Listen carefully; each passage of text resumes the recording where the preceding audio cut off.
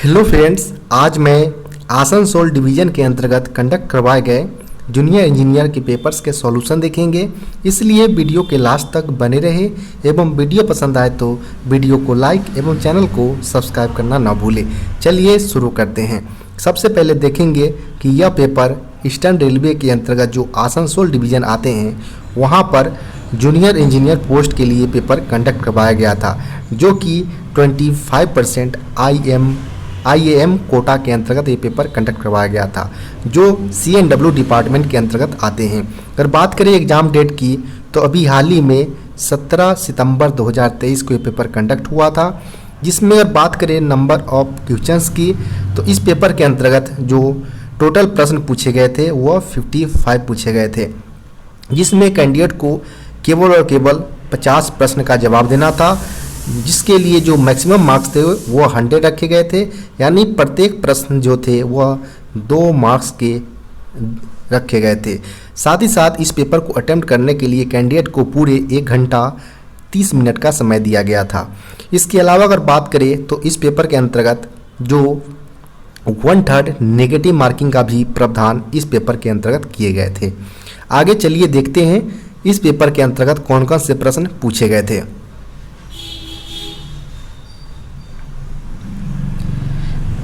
इसमें अगर बात करें पहले प्रश्न की तो पहला प्रश्न पूछे गए थे, what is the purpose of buffing gear, यानी बफिंग गियर का क्या उद्देश्य होता है, वह इस प्रश्न के अंतर्गत पूछे गए हैं। तो बफिंग गियर का यहाँ पर पर्पस होता है कि जब भी हमारा कोई अचानक से कोई गाड़ी रुकती है तो उस दौरान जो झटके लगते हैं उसको आसानी से ट्रांसमिट कर सके। तो इसका जो सही उत्तर होगा वह to work as cushions to smoothen shocks during impacts between vehicles. यहाँ पर ऑप्शन नंबर डी इसका सही उत्तर हो जाएगा।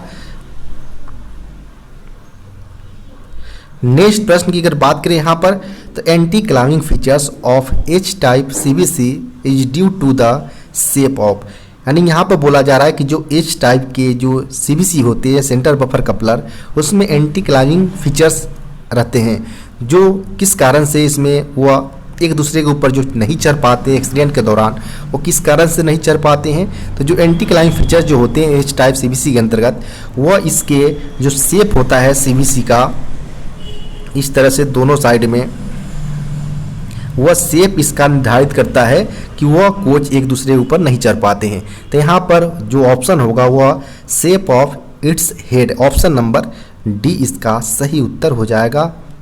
इट्स हेड, इसके हेड के आकार के कारण वह एंटी क्लाइंबिंग फीचर्स के साथ H टाइप CBC में आते हैं। नेक्स्ट प्रश्न की अगर बात करें यहाँ पर तो LAP is charged at the rate of test days per month, यानी जो लीव ऑन एवरेज पे होता है प्रति माह और कितने दिनों की दर से उसको क्रेडिट किया जाता है, यानी चार्ज किया जाता है। तो वह अगर बात करें यहाँ पर तो प्रत्येक कर्मचारी को 1 जनवरी को 15 LAP प्रोवाइड करवाया जाता है और फिर 1 जुलाई को 15 LAP प्रोवाइड करवाए जाते हैं। पूरे साल में अगर बात करें तो 30 LAP पर ईयर कैंडिडेट को दिया जाता है, उसके अकाउंट में क्रेडिट किए जाते हैं, जिसमें अगर बात करें तो वह 2.5, यानी जिसे आप 2.5 LAP बोल सकते हैं कि पर मंथ उसको काउंट करके प्रत्येक 6 माह पर उसको 15 LAP क्रेडिट किए जाते हैं। तो यहाँ पर हमसे मंथली बेसिस पे पूछे गए थे, 2.5 डेज LAP पर मंथ उसको चार्ज किए जाते हैं। यहाँ पर ऑप्शन नंबर ए सही उत्तर हो जाएगा।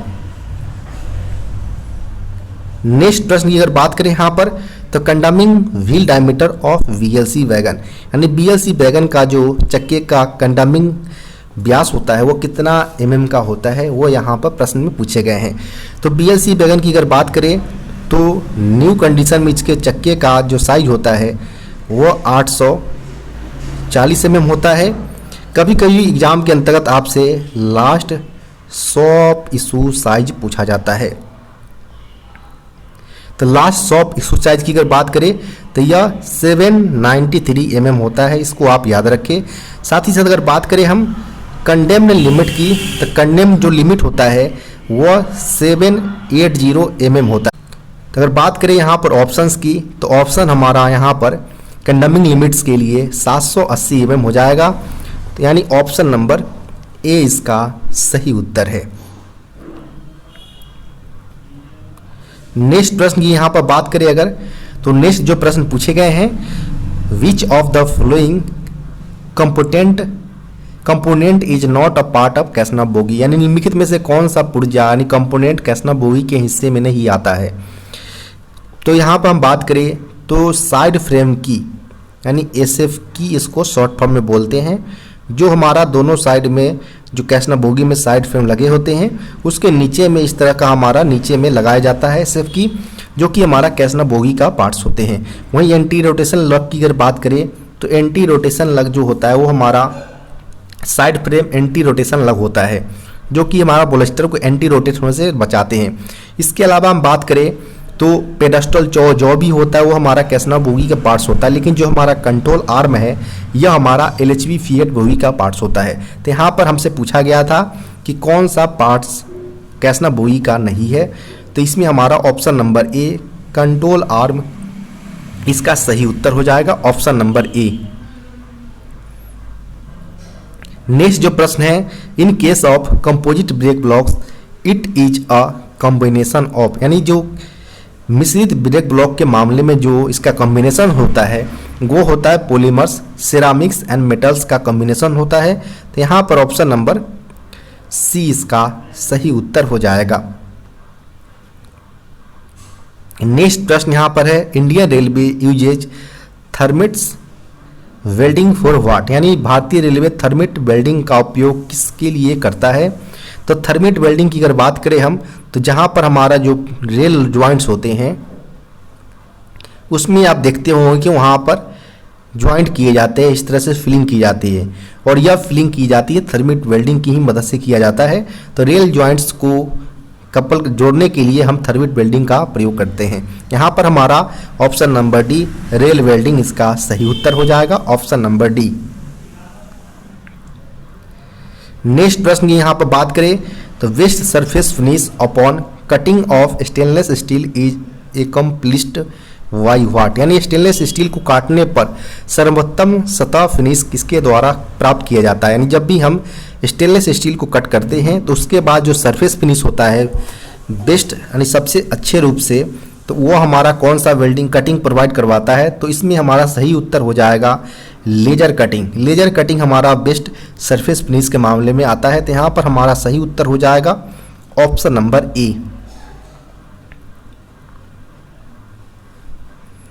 नेक्स्ट प्रश्न की बात करें यहाँ पर तो where the anchor links is fitted in ICF bogie, यानी आईसीएफ बोगी में एंकर लिंक कहाँ पर फिट होते हैं। तो एंकर लिंक की अगर बात करें तो यह बिटवीन बोलस्टर एंड बोगी ट्रांजम जो होते हैं वहाँ पर फिट होते हैं। जैसे यहाँ पर हम बात करें, ये जैसे हमारा बोगी हेड स्टॉक के साथ आता है, यहाँ पर हमारा ये ट्रांजम होता है और यहाँ पर हमारा सेंटर पिपेट और दोनों साइड में हमारा साइड मिरर रहते हैं। फिर यहाँ पर हमारा नीचे से हमारा स्प्रिंग का लोअर प्लैंक जहाँ से हमारा गुजरता है ब्लस्टर के लिए, वहाँ से एक दूसरे से ये कनेक्ट होता है यहाँ पर। तो यहीं पर हमारा एंकर लिंक होता है जो कि हमारा रेशनल मूवमेंट जो होता है ब्लस्टर को उसको प्रिवेंट करने का काम करता है। साथ ही साथ एंकर लिंक का अगर बात करें लेंथ की तो यह 451 ± 1 mm के लेंथ में होते हैं। तो यहाँ पर हमारा जो सही उत्तर होगा वह बिटवीन ब्लस्टर एंड बोगी ट्रांजम इसका सही उत्तर हो जाएगा, ऑप्शन नंबर ए।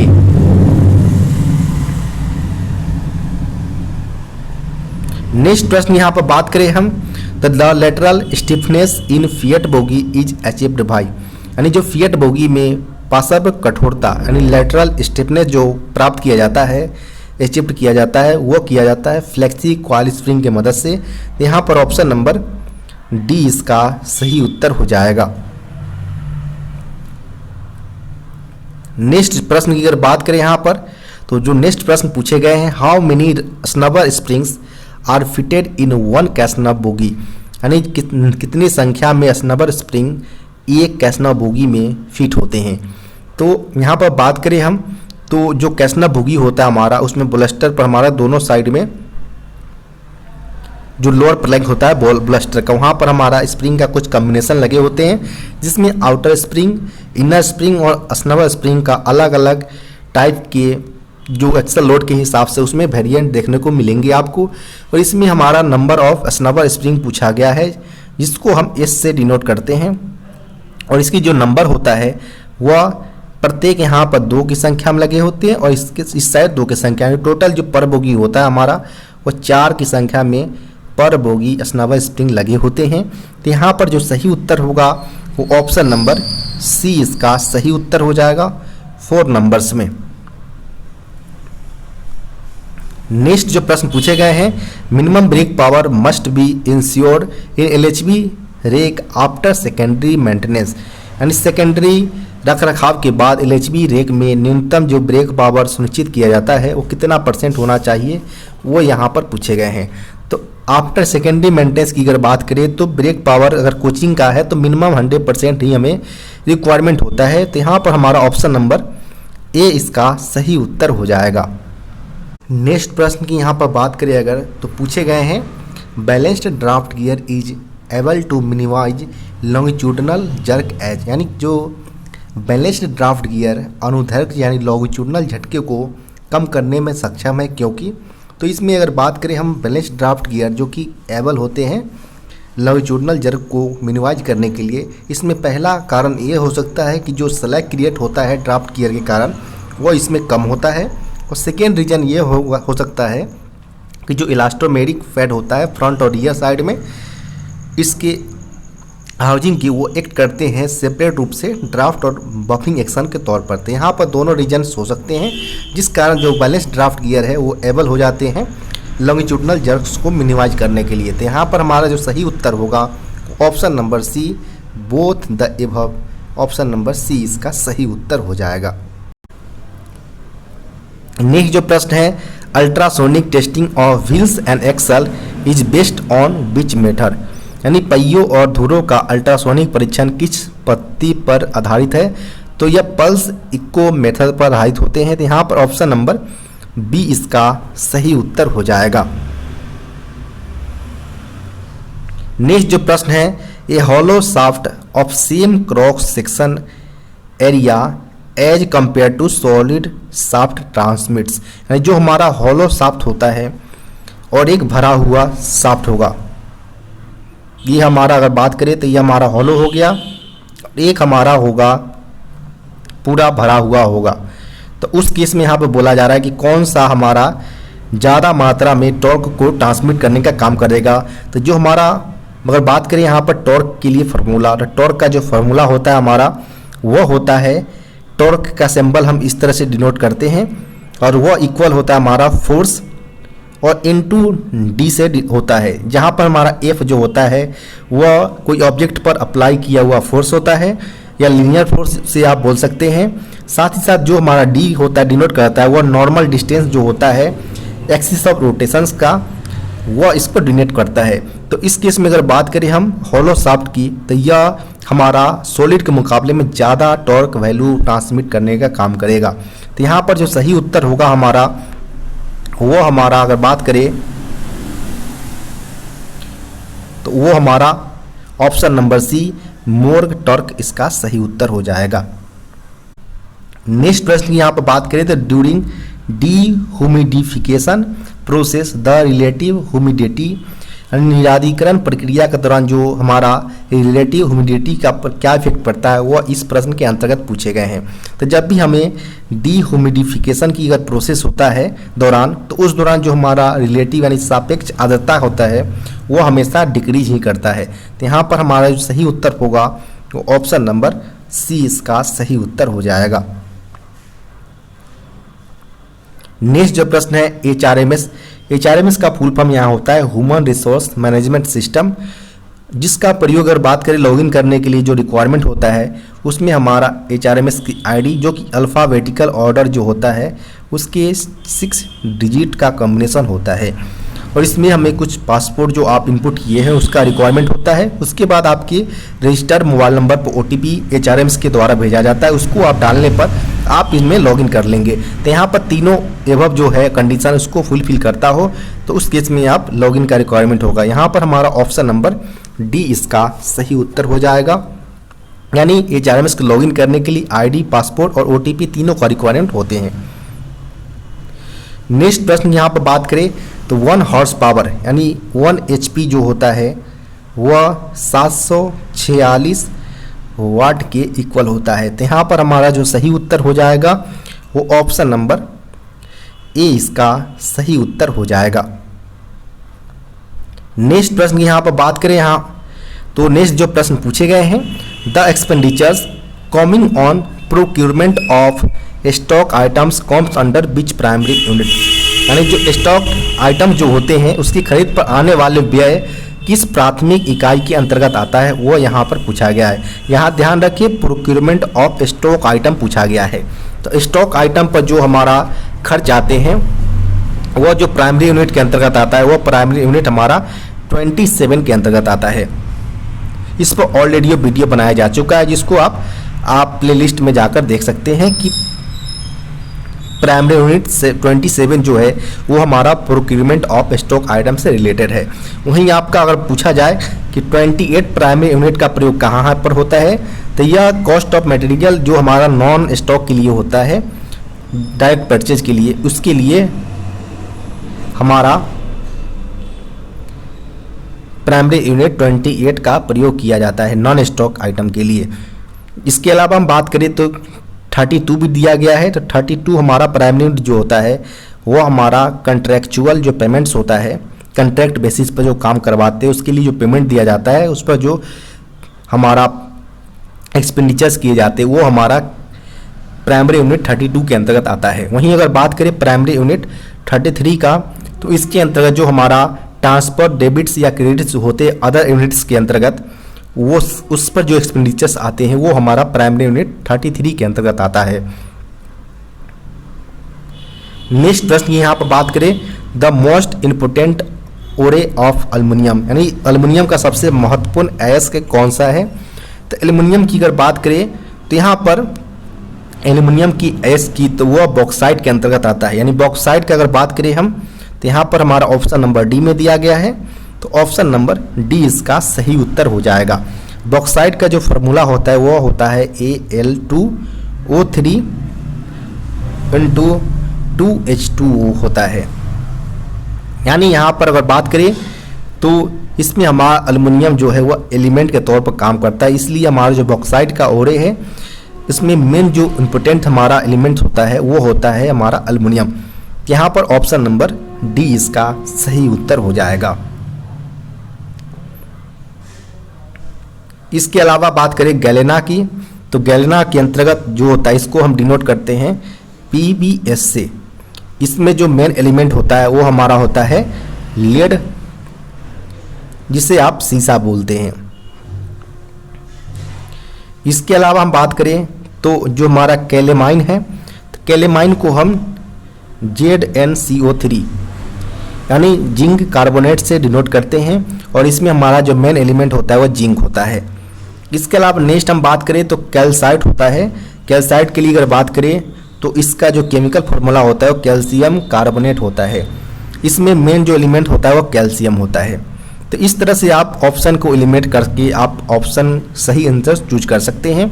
और इसमें जो सही उत्तर था वो हमारा बॉक्साइट था, जिसमें मेन एलिमेंट जो था वो हमारा एल्युमिनियम आता था, जो इस प्रश्न के अंतर्गत ऑलरेडी पूछे गए हैं। नेक्स्ट जो प्रश्न है, advantage of using brake disc is that, यानी ब्रेक डिस्क का उपयोग करने से क्या लाभ होता है। तो ब्रेक डिस्क के यूज करने से हमारा मेनली यह होता है कि जो व्हील के ऊपर जो हमारा थर्मल स्ट्रेस जो आते थे उसको कम किया गया है। तो इस तरह से हमारा जो wheel set is not loaded by thermal stress, इसका सही उत्तर हो जाएगा। ऑप्शन नंबर ए इसका सही उत्तर है। नेक्स्ट प्रश्न है यहाँ पर, what do you mean by FRP। FRP से क्या समझते हैं। तो फाइबर रेनफोर्स प्लास्टिक, इसका सही उत्तर हो जाएगा ऑप्शन नंबर बी। नेक्स्ट यहाँ पर प्रश्न है, in wagons triangular locking plates for securing cap screw in most change item during, यानी वैगनों में जो एक्सल कैप स्क्रू होते हैं इस तरह से होता है कैप स्क्रू अपना, जिसमें 3 नट बोल्ट के लिए हमारा 3 सा आकार होता है। तो इस तरह से हम कैप स्क्रू का प्रयोग करते हैं लॉकिंग को लॉक करने के लिए प्रॉपर बोल्ट को। तो इसमें बोला जा रहा है कि जो वैगन में हमारा ट्रायंगुलर लॉकिंग प्लेट्स होता है उसको एक्सल को सिक्योर करने के लिए कैप स्क्रू को यूज किया जाता है। इसमें इसको मस्ट चेंज करते हैं, यानी आवश्यक रूप से हमें चेंज करना पड़ता है किस के दौरान। तो इसमें हम होता है हमारा कि यह पीओएच के दौरान भी हमारा किया जाता है और आरओएच के दौरान भी किया जाता है, लेकिन यहाँ पर आप ऑप्शन से देखकर ही अटेम्प्ट करें। यहाँ पर पहले ऑप्शन में बोल दिया है पीओएच ओनली, यानी केवल पीओएच के दौरान होता है, यह सरासर गलत बात है। यहाँ पर केवल और केवल पीओएच के दौरान नहीं होता है, यहाँ पर आरओएच के दौरान भी होता है। तो यहाँ पर ऑप्शन नंबर बी आप ले ले, आरओएच के दौरान भी किया जाता है। तो यहाँ पर ऑप्शन नंबर बी इसका सही उत्तर हो जाएगा, यानी जो हमारा ट्रायंगुलर लॉकिंग प्लेट्स होते हैं वो हमारा पीओएच और आरओएच दोनों के दौरान किए जाते हैं, लेकिन इस यहाँ पर केवल ऑप्शन जो है वो आरओएच के हिसाब से दिया गया है। तो यहाँ पर आप आरओएच इसका सही उत्तर ले लें। नेक्स्ट जो प्रश्न पूछे गए हैं, what is the weakest link of the H type tight lock centre buffer coupler, यानी H type tight lock centre buffer coupler का जो सबसे वीकेस्ट कड़ी होता है वो होता है इसका नकल। ऑप्शन नंबर बी इसका सही उत्तर हो जाएगा। नेक्स्ट जो प्रश्न पूछे गए हैं, destruction tube is provided inside the, यानी डिस्ट्रक्शन ट्यूब कहाँ पर लगे होते हैं, किसके अंदर में, तो यह बफर के अंतर्गत लगे होते हैं। यहाँ पर ऑप्शन नंबर ए इसका सही उत्तर हो जाएगा। नेक्स्ट प्रश्न यहाँ पर है, the buffer height adjustment in LHB coach is done by using the SIM at the location of, यानी एलएचबी कोच में जो बफर हाइट का एडजस्टमेंट किया जाता है कहाँ पर सीम का प्रयोग करके किया जाता है, तो जो हमारा बॉडी और बोगी ज्वाइंट्स होते हैं हमारा जहाँ बोलस्टर के पास, वहाँ पर इसको ज्वाइंट में हम सीम का प्रयोग करते हैं। और जो सीम की अगर बात करें हम यहाँ पर, तो यह सीम हमारा 5 mm के मेटल सीम्स होते हैं, जिसमें अगर जितने भी रिक्वायरमेंट हो उसके मल्टीपल में हम उतने सीम्स का प्रयोग दोनों तरफ और दोनों ट्रोलियों में प्रयोग करके हम बफर हाइट्स को अप करने का काम करते हैं, ताकि हमारा जो सीबीसी का जो डिफरेंस है 75 mm उसको मेंटेन किया जा सके। तो यहाँ पर हमारा जो ऑप्शन हो जाएगा बॉडी बोगी जॉइंट, इसका सही उत्तर हो जाएगा, जहाँ पर हमारा सिम्स का प्रयोग करके बफर हाइट्स को मेंटेन करने का काम किया जाता है। नेक्स्ट जो प्रश्न है, the expenditures coming on repair and maintenance of carriage and wagon are charge under, यानी CNW के मेंटेनेंस और पर जो खर्च आते हैं वो कौन से डिमांड नंबर के अंतर्गत रखा जाता है, वह डिमांड नंबर 6 के अंतर्गत आता है, जो कि रिपेयर एंड मेंटेनेंस के अंतर्गत जो CNW है उसके लिए हमारा डिमांड नंबर 6 रखा गया है। ऑप्शन नंबर बी यहाँ पर सही उत्तर हो जाएगा। इसके अलावा हम बात करें अगर, तो जो डिमांड नंबर 5 दिया गया है, तो डिमांड नंबर 5 के अंतर्गत हमारा मोटिव पावर पर जो हमारा एक्सपेंडिचर्स आते हैं उन पर यह देखा जाता है डिमांड नंबर 5 के अंतर्गत। जबकि डिमांड नंबर 7 के अंतर्गत हमारा जो आया है वो आया है प्लांट एंड जो इक्विपमेंट हमारा होता है उस पर जो हमारा एक्सपेंडिचर आता है उसके इसके अंतर्गत चार्ज किए जाते हैं। इसके अलावा हमारा डिमांड नंबर 8 के अंतर्गत रोलिंग स्टॉक पर जो एक्सपेंडिचर्स आते हैं वह डिमांड नंबर 8 के अंतर्गत चार्ज किए जाते हैं। नेक्स्ट जो प्रश्न है, in passenger trains without toilets under gear examination and brake system attention on pit line is done after, यानी जो विदाउट टॉयलेट्स के बिना यात्री ट्रेनों में पिट लाइन पर अंडर गियर एग्जामिनेशन और ब्रेक सिस्टम पर ध्यान कब दिया जाता है, तो जब भी अगर विदाउट टॉयलेट्स की अगर बात करें पैसेंजर ट्रेन के अंतर्गत, तो इसका जो अंडर गियर एग्जामिनेशन और ब्रेक सिस्टम अटेंशन किया जाता है पिट लाइन के ऊपर, वो किया जाता है आफ्टर 3500 किलोमीटर्स या 7 डेज, जो भी पहले हो प्राइमरी एंड पर किया जाएगा। तो यहाँ पर जो सही उत्तर होगा वो ऑप्शन नंबर ए इसका सही उत्तर हो जाएगा। नेक्स्ट जो प्रश्न है, when brakes is manually release by QRV which pressure will be vent out, जब भी QRV यानी क्विक रिलीज वाल्व के द्वारा मैनुअली ब्रेक रिलीज किया जाता है तो इससे हमारा जो कंट्रोल रिजर्वायर का प्रेशर है वो बाहर आता है। यहाँ पर ऑप्शन नंबर डी इसका सही उत्तर हो जाएगा। नेक्स्ट जो प्रश्न है, the colour of break pipe in coaching trains is, यानी कोचिंग गाड़ियों में ब्रेक पाइप का जो रंग होता है वो कौन से कलर का होता है। तो कोचिंग ट्रेन के अंतर्गत जो ब्रेक पाइप है वो होता है ग्रीन कलर का होता है, और इसमें जो प्रेशर होता है ब्रेक पाइप के अंतर्गत वो 5 kg पर सेंटीमीटर स्क्वायर का प्रेशर होता है। यहाँ पर जो सही उत्तर होगा वो ऑप्शन नंबर सी इसका सही उत्तर हो जाएगा, ग्रीन कलर। नेक्स्ट जो प्रश्न है, BBZC वैगन या वैन इज अ, तो BBZC 4 व्हीलर ब्रेक वाहन होता है, तो यहाँ पर ऑप्शन नंबर सी इसका सही उत्तर हो जाएगा। वहीं BBZI की अगर बात करें तो BBZI में 2 ICF बोगी लगे होते हैं, और BBCM की अगर बात करें तो BBCM में 2 कैसना बोगी लगे होते हैं।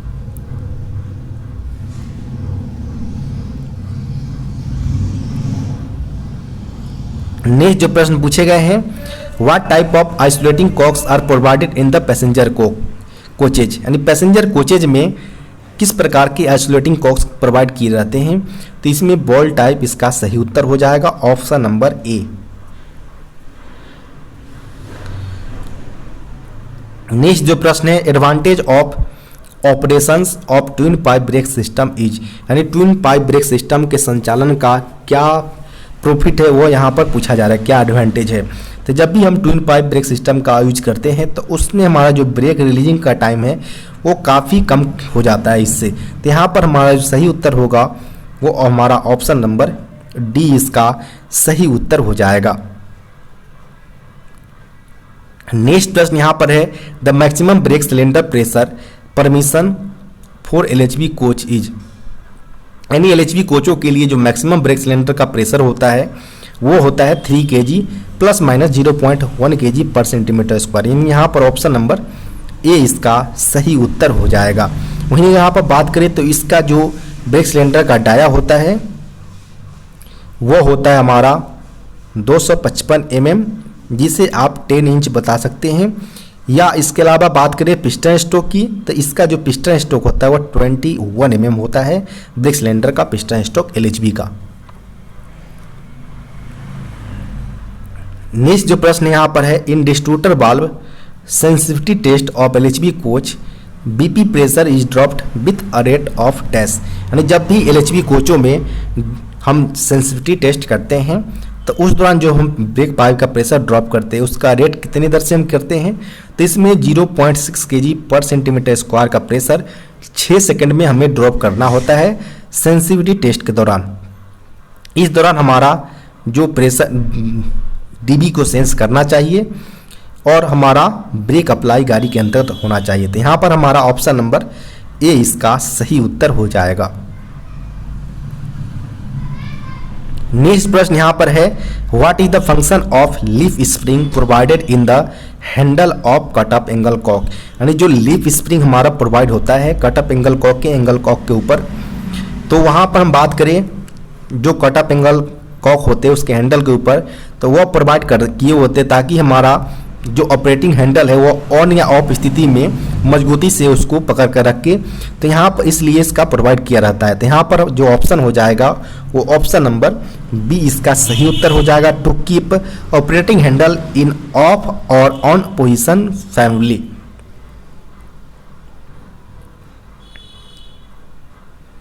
नेक्स्ट प्रश्न यहाँ पर बात करें तो नेक्स्ट जो प्रश्न पूछे गए हैं, what is the purpose of provide your damper, यानी योर डैम्पर को प्रोवाइड करने का क्या उद्देश्य है।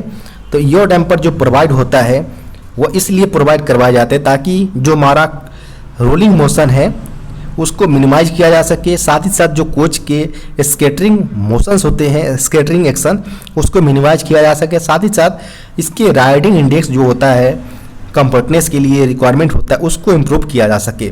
तो इसलिए हम आप यहाँ पर हमारा option number D all of the above इसका सही उत्तर हो जाएगा। नेक्स्ट जो प्रश्न है यहाँ पर, what type of brake blocks are used in BMBSC coaching stock, यानी बोगी माउंटेड ब्रेक सिलेंडर वाले कोचिंग स्टॉक में जो किस प्रकार के ब्रेक ब्लॉक का प्रयोग किया जाता है। तो बीएमबीसी में अगर कोचिंग स्टॉक में अगर ब्रेक ब्लॉक पूछा जाता है अगर आपसे, तो इसमें के टाइप के ब्रेक ब्लॉक का प्रयोग किया जाता है। यहाँ पर ऑप्शन नंबर बी इसका सही उत्तर हो जाएगा। इसके अलावा हम बात करें तो टोटल 08 की संख्या में ब्रेक ब्लॉक्स प्रत्येक बोगी में यूज किए जाते हैं और 16 की संख्या में प्रत्येक कोच जो हमारे आईसीएफ के होते हैं उसमें ब्रेक ब्लॉक प्रयोग किए जाते हैं 16 की संख्या में। नेक्स्ट जो प्रश्न पूछे गए हैं, curtains and rexine seats provided on LHB coaches are, यानी एलएचबी कोचों पर पर्दे और रेगजिन्स सीटें प्रदान किए जाते हैं। तो इसमें क्या होता है, तो इसमें यह फायर रिटार्डेंट यानी अग्निरोधी होता है। तो यहाँ पर जो सही उत्तर हो जाएगा वो ऑप्शन नंबर बी इसका सही उत्तर हो जाएगा, फायर रिटार्डेंट।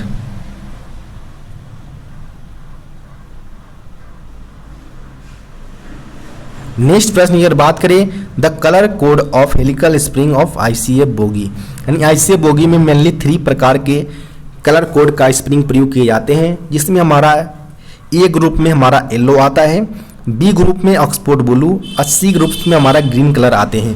तो यहाँ पर हमारा ऑप्शन नंबर ए इसका सही उत्तर हो जाएगा, येलो ब्लू ग्रीन। नेक्स्ट प्रश्न यहाँ पर है, when brake indicator shows green brake will be, जब भी ब्रेक इंडिकेटर अगर हरा दिखाता है तो इसमें हमारा ब्रेक रिलीज कंडीशन को इंडिकेट करता है। तो यहाँ पर हमारा ऑप्शन नंबर बी ए इसका सही उत्तर हो जाएगा, रिलीज कंडीशन को इंडिकेट करेगा। तो यहाँ पर इसके लिए कुछ इंडिकेटर दिए रहते हैं, तो जहाँ पर हमारा डीबी पैनल लगा होता है उसके जस्ट ऊपर हमें हमारा 2 इंडिकेटर लगे होते हैं। एक हमारा इंडिकेटर लेफ्ट वाली बोगी के लिए, एक हमारा राइट बोगी के लिए लगा होता है। जस्ट अपोजिट में भी अगर दूसरे साइड से कोई अगर एम्प्लॉय चल रहे हैं तो उसके लिए 2 इंडिकेटर लगे होते हैं, एक हमारा लेफ्ट के लिए और राइट के लिए लगा होता है इंडिकेटर। यानी टोटल 4 की संख्या में ब्रेक इंडिकेटर लगे होते हैं, जिसकी मदद से हम बोगी अगर रिलीज कंडीशन में है या हमारा अप्लाइड कंडीशन में इसको सुनिश्चित किया जाता है। यानी 04 brake indicator per coaches use किया जाता है। नेक्स्ट यहाँ पर प्रश्न है, in ICF coach passenger emergency alarm signal device are mounted on the, यानी आईसीएफ कोचेज के अंतर्गत जो इमरजेंसी अलार्म सिग्नल डिवाइस होते हैं वो कहाँ पर माउंट होते हैं, तो यह जो माउंट होते हैं वो होते हैं इंड पैनल के ऊपर। यहाँ पर प्रश्न में पूछा गया था आईसीएफ कोचेज के अंतर्गत, तो आईसीएफ कोचेज में जो हमारा इंड पैनल होता है यहाँ पर वो इंड पैनल के ऊपर लगा होता है हमारा, जहाँ से ही हम उसको रीसेट करते हैं। तो यहाँ पर जो सही उत्तर होगा वो ऑप्शन नंबर सी इसका सही उत्तर हो जाएगा, इंड पैनल। नेक्स्ट यहाँ प्रश्न की अगर बात करें यहाँ पर, तो जो नेक्स्ट प्रश्न पूछे गए हैं, which type of grease used in roller bearing in ICF coaches, यानी आईसीएफ कोचेज में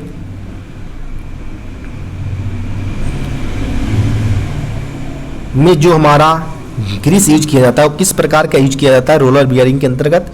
तो इसमें जो हमारा ग्रीस यूज किया जाता है वो लिथियम बेस होता है। तो यहाँ पर ऑप्शन नंबर बी इसका सही उत्तर हो जाएगा। नेक्स्ट जो प्रश्न पूछे गए हैं, validity of BPC of which rake is highest in term of days, यानी किस रेक की बीपीसी की वैधता दिनों के संदर्भ में सबसे अधिक होता है, यानी इन टर्म्स ऑफ डेज के में सबसे हाईएस्ट जो होगा बीपीसी की वैलिडिटी वो कौन सा होगा। तो सीसी रैक के लिए अगर बात करें हम, तो यह नॉर्मली 30+5 डेज या 35+5 डेज जो कि बॉक्स एनएचएल के लिए मेनली चलाए जाते हैं, या 2 वैधता के लिए मेनली चलाए जाते हैं क्लोज सर्किट रैक का। ये स्पेशल प्रीमियम रैक की अगर बात करें डेज बेसिस पर, तो यह 20+5 डेज के लिए रहता है, जिसमें प्लस के बाद जो 5 डेज या 3 डेज देखने को मिलेंगी वो ग्रेस पीरियड रहता है उसका। इसके अलावा बात करें प्रीमियम रैक के लिए, तो यह 12+5 डेज के लिए चलाया जाता है, जबकि इन टू इन रैक का जो बीपीसी होता है वो फर्स्ट अनलोडिंग तक ही वैलिड रहता है। यानी अगर कोई गाड़ी लोडिंग में है तो फर्स्ट अनलोड अगर हो जाता है उसके बाद उसकी बीपीसी अनवैलिड हो जाती है। तो यहाँ पर डे बेसिस पर सबसे हाईएस्ट अगर देखें तो इसमें क्लोज सर्किट पहले नंबर पर आता है। तो यहाँ पर इस प्रकार आपका पहला उत्तर सही उत्तर हो जाएगा, क्लोज सर्किट रैक नेक्स्ट जो प्रश्न है, what is the name of shock observers connected between bogie and car body. Bogie and car body को कनेक्ट करने वाले जो शॉक ऑब्जर्वर्स होते हैं वो हमारा यो डैम्पर के नाम से जानते हैं। यहाँ पर ऑप्शन नंबर सी इसका सही उत्तर हो जाएगा। इसकी संख्या इस तरह से इसका यो डैम्पर लगे होते हैं हमारा, ये हमारा कोच का स्ट्रक्चर के ऊपर रहता है और ट्रोली हमारा इस तरह से कनेक्टेड होकर हमारा इस तरह से कनेक्टेड रहते हैं। और इसकी संख्या की अगर बात करें तो टोटल 2 की संख्या में पर बोगी, और अगर कोचेज में पूछा जाता है तो टोटल 4 की संख्या में पर कोचेज हमारा यो डैम्पर लगे होते हैं। और यो डैम्पर हमारा अपर बॉडी की बोगी को कनेक्ट करने का काम यह करता है। नेक्स्ट प्रश्न यहाँ पर बात करें तो जो नेक्स्ट प्रश्न पूछे गए हैं ऑफिशियल लैंग्वेज यानी राजभाषा से प्रश्न पूछे गए हैं। राजभाषा हिंदी के मान्यता प्राप्त लिपि कौन सा है।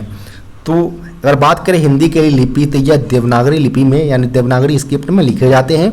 यहाँ पर ऑप्शन नंबर ए इसका सही उत्तर हो जाएगा। और इसको पारित किया गया था, अगर बात करें तो इसको पारित किया गया था हमारा 14 सितंबर 1949 के में इसको पारित किया गया था, जिस समय हिंदी को एज ए लैंग्वेज और लिपि में अगर बात करें तो देवनागरी लिपि को इंक्लूड किया गया था। इसी के बाद से प्रत्येक वर्ष जो 14 सितंबर है हमारा, उसी दिन प्रत्येक वर्ष हमारा हिंदी दिवस कंडक्ट कराए जाते हैं नेशनल स्तर पर। नेक्स्ट प्रश्न यहाँ पर है, राजभाषा नियम कब पारित किया गया था। तो राजभाषा नियम की अगर बात करें यहाँ पर यानी ऑफिशियल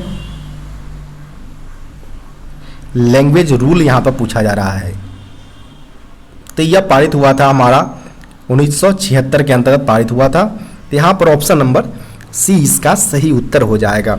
इसके अलावा आप कंफ्यूज जो प्रश्न से होते हैं, ऑफिशियल लैंग्वेज एक्ट 1963 यानी यहाँ पर राजभाषा अधिनियम इसको बोलते हैं, 1963 में आया था और यह पारित किया गया था 10 मई 1963 को पारित किया गया था। तो दोनों प्रश्न में अलग अलग है, तो इसको कंफ्यूज ना हो एग्जाम के अंतर्गत। नेक्स्ट प्रश्न यहाँ पर बात करें तो संविधान की 8वीं अनुसूची में कितने भाषाओं को शामिल किया गया है। तो वर्तमान में अगर बात करें संविधान के 8वीं अनुसूची के अंतर्गत तो 22 लैंग्वेज यानी 22 भाषाओं को करंट में शामिल किए गए हैं। तो यहाँ पर ऑप्शन नंबर सी इसका सही उत्तर हो जाएगा। नेक्स्ट प्रश्न यहाँ पर बात करें तो राजभाषा संसदीय समिति के अध्यक्ष कौन होते हैं। तो यानी यहाँ पर पार्लियामेंट्री कमेटी जो होता है उसके यहाँ पर मेंबर्स पूछे गए हैं, अध्यक्ष चेयरमैन। तो चेयरमैन जो होते हैं वह केंद्रीय गृह मंत्री होते हैं। तो यहाँ पर ऑप्शन नंबर डी इसका सही उत्तर हो जाएगा। इसके अलावा हम बात करें तो इसमें जो मेंबर्स होते हैं वो टोटल 30 की संख्या में होते हैं, जिसमें 20 हमारा लोकसभा से और 10 मेंबर जो होते हैं वो हमारा राज्यसभा से आते हैं और इसके अध्यक्ष हमारे केंद्रीय गृह मंत्री होते हैं। नेक्स्ट जो प्रश्न यहाँ पर है, मेमोरेंडम को हिंदी में क्या बोलते हैं। तो मेमोरेंडम की हिंदी में ज्ञापन बोला जाता है। तो यहाँ पर ऑप्शन नंबर बी इसका सही उत्तर हो जाएगा। इसके अलावा बात करें हम तो इसके जो आगे जो 5 प्रश्न पूछे गए हैं, इसमें पहला प्रश्न मैथमेटिक्स का पूछे गए हैं। इसमें पहले प्रश्न की अगर बात करें तो यहाँ पर पूछा गया है कि if a merchant offers a discount of 20% on selling price of his goods and then and of selling price in selling at purchase cost price, and what was the percentage of profit margin if the goods would have sold at selling price। यानी यहाँ पर बोला गया है कि कोई व्यापारी है जो सेलिंग प्राइस पर 20% के डिस्काउंट के साथ अगर कोई गुड्स यानी कोई सामान बेचता है तो वह उसका जो परचेज जो कॉस्ट होगा वो कॉस्ट प्राइस के इक्वल होता है। तो यहाँ पर हम सबसे पहले सेलिंग प्राइस को एस से डिनोट करेंगे हम, और इसमें हमारा 20% का डिस्काउंट दिया जाता है 20% का। तो 20% का डिस्काउंट जैसे ही दिया जाएगा तो हमारा वह 80% हो जाएगा और यह इक्वल हो जाता है जब हम 20% का डिस्काउंट देकर बेचते हैं तो वह कॉस्ट प्राइस के इक्वल होता है हमारा, जो कि यहाँ पर प्रश्न के अंतर्गत ऑलरेडी मेंशन किया गया है। तो यहाँ से हम सेलिंग प्राइस और कॉस्ट प्राइस का रेशियो हम निकाल लेंगे। तो सबसे पहले हमारा सेलिंग प्राइस और ये हमारा कॉस्ट प्राइस को नीचे ले आएंगे तो यहाँ पर हमारा 100/80 आ जाएगा। यहाँ पर जब भी हम काटेंगे तो यहाँ पर 5 टाइम्स में और यहाँ पर 4 से हो जाएगा, यानी 5/4 का रेशियो निकल कर आएगा अब यहाँ पर बोला जा रहा है कि what was the percentage profit margin if the goods would have sold at selling price. अगर जो पहले का जो प्राइस है अगर उसी प्राइस पर अगर बेच दिया जाता तो उस दौरान इसका जो सेलिंग प्राइस होता, प्रॉफिट परसेंटेज होता, वो कितना होता वो पूछा जा रहा है। यानी अगर 5 में ही बेच दिया जाता तो उसमें हमारा जो प्रॉफिट परसेंटेज होता वो कितना होता। तो यानी यहाँ पर हमारा कॉस्ट प्राइस 4 निकल गया है, 5 में बेचे जाएंगे। तो यहाँ पर जो अंतर आ रहा है वो 1 का आ रहा है। अगर आप जानते हैं कि जो प्रॉफिट परसेंटेज के लिए हमारा प्रॉफिट है 1 आ रहा है और नीचे हमारा कॉस्ट प्राइस लेते हैं और उसको 100 से मल्टीप्लाई करते हैं परसेंटेज के लिए, फिर यहाँ पर 4 से जब 100 को कट करेंगे तो आपका 25% यहाँ पर प्रॉफिट निकल कर आ जाएगा, जो कि ऑप्शन नंबर बी में दिया गया है। तो यहाँ पर आपका जो सही उत्तर होगा वो ऑप्शन नंबर बी इसका सही उत्तर हो जाएगा। नेक्स्ट यहाँ पर प्रश्न है unit of measurement of power, यानी शक्ति का यहाँ पर यूनिट पूछा गया है। तो शक्ति के लिए जो यूनिट होता है वो वाट होता है। तो यहाँ पर जो सही उत्तर होगा वो ऑप्शन नंबर बी इसका सही उत्तर हो जाएगा। वहीं अगर आपसे एनर्जी के लिए पूछा जाता है कि unit of measurement of energy, तो एनर्जी के लिए जो यूनिट यूज किया जाता है वो जूल यूज किया जाता है। नेक्स्ट यहाँ पर प्रश्न है if the age of father is twice the age of son and son of the age of father and the son is, यहाँ पर दोनों को जब ऐड किया जाता है तो वो एज 75 ईयर्स हो जाता है। यानी प्रश्न में अगर बात करें तो बोला जा रहा है कि अगर एक पिता का एज पुत्र के मुकाबले में 2 गुना है, जब पिता और पुत्र को दोनों के एज को जब ऐड किया जाता है तो 75 ईयर्स रिजल्ट आता है। तो इस केस में फादर का एज कितना होगा वो प्रश्न के अंतर्गत पूछे गए हैं। तो यहाँ पर हम बात करें कि फादर की अगर बात करें हम तो उसको हम एक्स कंसीडर कर लेंगे और ट्वाइस है तो यहाँ पर इसका हाफ हो जाएगा सन का एज, दोनों जो इक्वल है वो 75 ईयर्स के इक्वल है। तो यहाँ पर 2x + x और यहाँ पर हमारा 75 × 2 हो जाएगा, यानी 150 होगा वो हमारा 3x के इक्वल हो जाएगा। यहाँ पर 50 बार में हमारा 3 से जब कट करेंगे यानी फादर का एज है वो 50 ईयर्स निकल कर आ जाएगा, जो कि ऑप्शन नंबर बी में दिया गया है। तो यहाँ पर ऑप्शन नंबर बी सही उत्तर हो जाएगा। नेक्स्ट प्रश्न की यहाँ पर बात करें तो जो नेक्स्ट प्रश्न पूछे गए हैं if in a load of 50 box and wagon 6 number of brake cylinder are ineffective then the brake power percentage will be, यानी 50 बॉक्स एंड वैगन के रेक में 6 नंबर्स में ब्रेक सिलेंडर अप्रभावी होने पर ब्रेक पावर परसेंटेज यहाँ पर पूछे गए हैं। तो 50 बॉक्स एंड वैगन के लिए अगर बात करें तो यहाँ पर हम पहले हम कन्वेंशनल के लिए निकालेंगे। तो कन्वेंशनल के केस में हमारा 50 बॉक्स एंड वैगन के लिए जो सिलेंडर होते हैं 50 होते हैं, जो कि आरडीएसओ के न्यू रूल के हिसाब से यह 100 हो जाएगा 2 से मल्टीप्लाई करने के बाद। इसके बाद अगर बात करें तो 6 की संख्या में हमारा ब्रेक सिलेंडर इनइफेक्टिव है। तो 6 की संख्या में अगर ब्रेक सिलेंडर इनइफेक्टिव होगा, अप्रभावी होगा, तो उस केस में यह होगा कि अगर वो कन्वेंशनल है तो 6 वैगन में ही सीधे सीधे काम नहीं करेगा ब्रेक सिलेंडर। तो इस केस में अगर बात करें तो 6 × 2 इसको भी करना पड़ेगा, यानी 12 की संख्या में हमारा 12। तो इस प्रकार हमारा अगर बात करें तो 88/100 × 100 इसका 88% हमारा कन्वेंशनल के केस में ब्रेक पावर परसेंटेज निकल कर आएगा, जब वह कन्वेंशनल के केसेस में होगा। अगर वह BMBS के केस में अगर प्रश्न होता अगर तो BS के केस में या total number of brake cylinder हमारा 100 होता और 6 नंबर्स में अगर इनइफेक्टिव ब्रेक सिलेंडर है तो 94 हमारा वर्किंग होता है, यानी 94/100 × 100 यानी 94% हमारा BS के केस में हमारा परसेंटेज निकल कर आता। लेकिन प्रश्न में कहीं भी मेंशन नहीं किया गया है कि यह प्रश्न जो है वो कन्वेंशनल बेसिस पर बेस्ड है या BMBS के बेस्ड है। तो यहाँ पर आप ऑप्शन की अगर बात कन्वेंशनल के हिसाब से अगर लेते हैं तो आपका उत्तर 88% आएगा, जो कि ऑप्शन नंबर सी में दिया गया है। तो आपका उत्तर जो होगा वो ऑप्शन नंबर सी 88% इसका सही उत्तर हो जाएगा।